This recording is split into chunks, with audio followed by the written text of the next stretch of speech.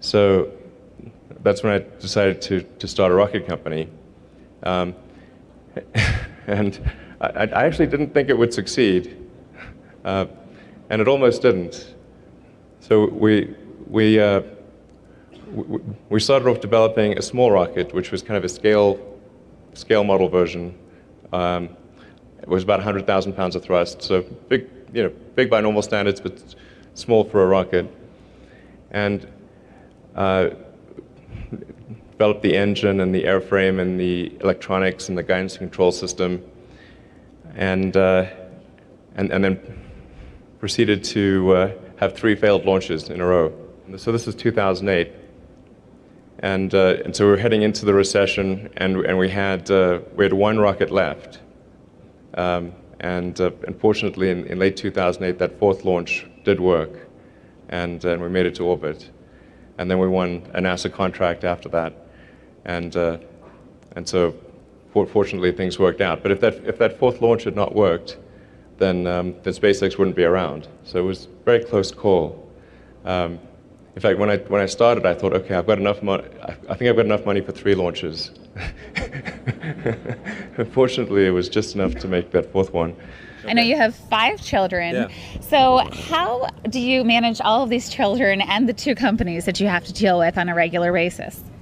With great difficulty. I mean, generally I divide the week 50-50 between Tesla and SpaceX, and then the weekend is for my kids. I hope they'll be able to travel to other planets. I'm not sure I'll be able to do that in my lifetime. I hope so, but it kind of depends on how long I live and how much progress we make. Yeah. So I think I hope they live to see humanity become a spacefaring civilization, and perhaps even to see a self-sustaining base on Mars. Well, usually Saturday mornings and Sunday mornings are spent with my kids, so it's doing something with them around the house or going to a movie or something like that. We made model rockets the other weekend, and actually, I mean, I like playing video games, and doing so, with the kids. Like, they're all boys, so they all like playing video games too. Yeah, So. yeah. So right now we've got, of terrestrial transport, we've got planes, trains, automobiles, and boats for getting around Earth. But what if there was a 5th mode? I have a name for it, which is called the Hyperloop. The Hyperloop? Hyperloop, yeah. Is it like a Jetsons tunnel? What? It's something like that, yeah. Like you just get in and it whisks you? Yeah. I try to think of what are the attributes that you'd want in a new mode of transport. In fact, what is the theoretically fastest way that you could get from LA to San Francisco? And so the system I have in mind, which is you're guessing in the right direction. Sort of how would you like something that can never crash? It is immune to weather. It goes 3 or 4 times faster than the sort of bullet train that's being built. Your supersonic jet.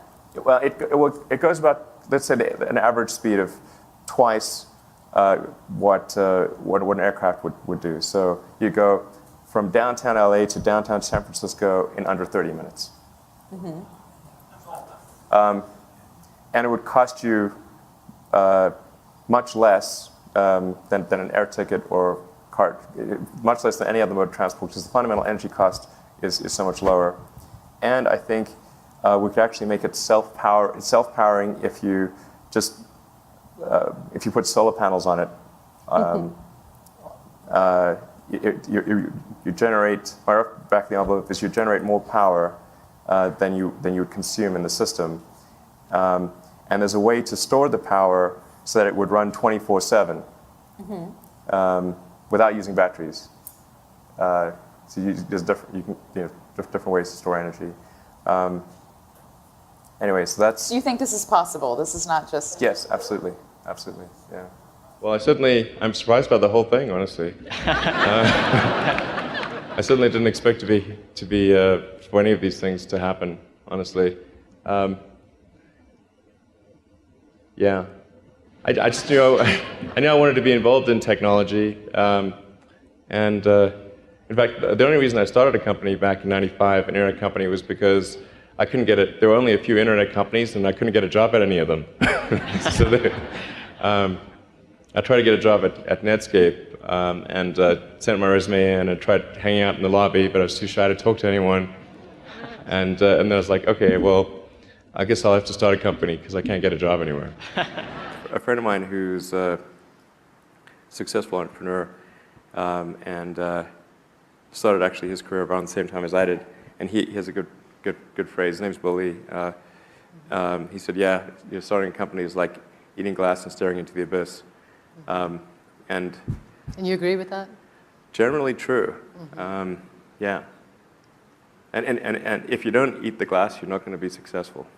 The zero gravity or on the way to Mars is not too much of a problem because people have actually shown that they can live for over a year in zero gravity, and your bones do get a little thinner, but they come back and they're walking around, they're doing fine. So I think the zero gravity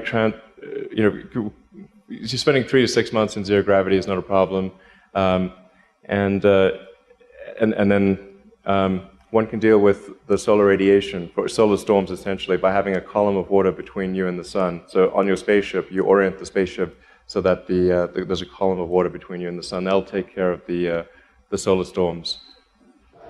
The companies that I've started, I wanted to have a significant effect on the future of the world, or try to at least. And so it wasn't really from the perspective of figuring out what is the easiest way to make money, because that would have certainly ruled out rockets and electric cars. But it was really from the standpoint of what do I think are the important problems that have to be solved in order for humanity to have a bright future, and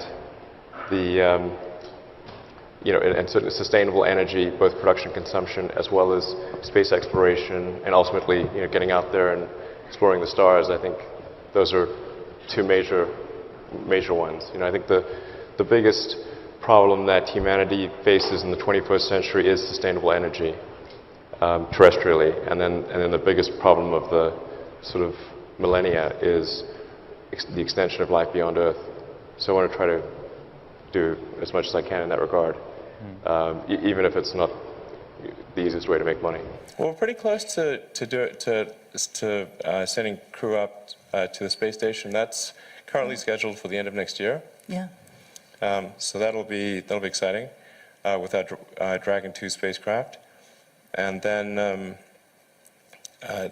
we'll have a next generation rocket and spacecraft beyond the Falcon Dragon series, and I'm hoping to describe that architecture later this year at the International Astronautical Congress, which is like the big international space event every year. And then in terms of the first flights to Mars, and we're hoping to do that in around 2025. I'm sorry, in 2020, the year 2025. Sort of 9 years from now, thereabouts. Oh my goodness, that's just around the corner. Well, 9 years. Are you? So some of them are going to sound like, well, you've heard it before, but it's worth re-emphasizing. I think the first is you need to work, depending upon how well you want to do, and particularly if you're starting a company, you need to work super hard. So what does super hard mean? Well, when my brother and I were starting our first company, instead of getting an apartment, we just rented a small office and we slept on the couch.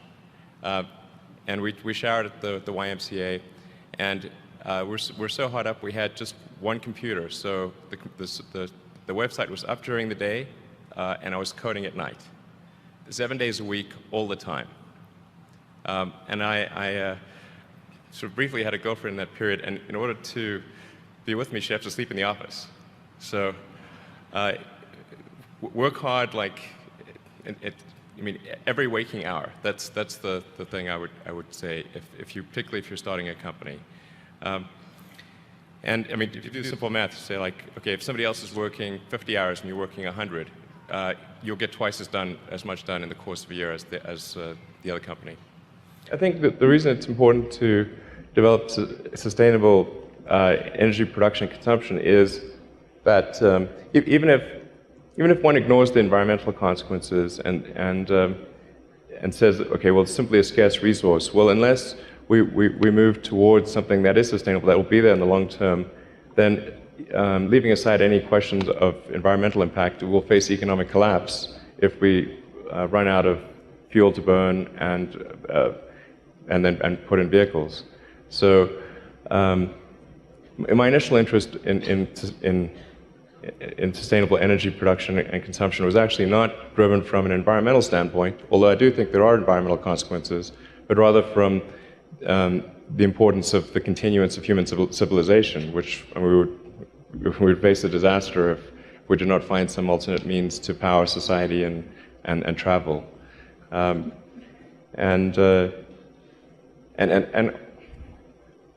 Although the scarcity issue will only become really serious maybe towards the end of the century, because of the enormous industrial base of power generation and transport, it will take decades to transform that to a sustainable system. So we must take action now in order to avoid a calamity towards the end of the century. I think sustainable production and consumption of energy is the most important terrestrial problem that we face in the 21st century.